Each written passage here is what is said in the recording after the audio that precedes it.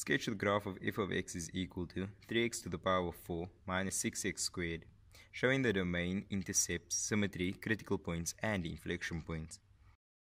F of x is a polynomial function, so we know that its domain is given on the interval negative infinity to infinity. Because f of x is an even function, it will be symmetrical about the y-axis.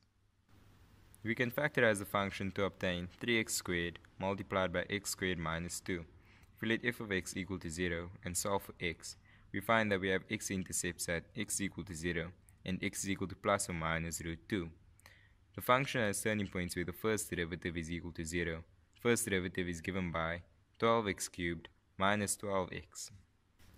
When we let f prime x equal to 0 and factorize, we find that x is equal to 0 and plus or minus 1.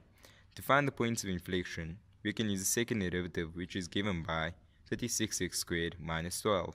When we let the second derivative equal to 0 and solve for x, we find that there are points of inflection at plus or minus square root 1 over 3.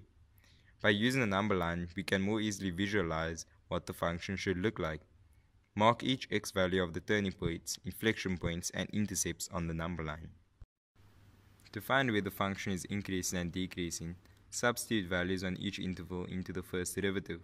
Positive values of f prime x mean that the function is increasing. Negative values mean that the function is decreasing.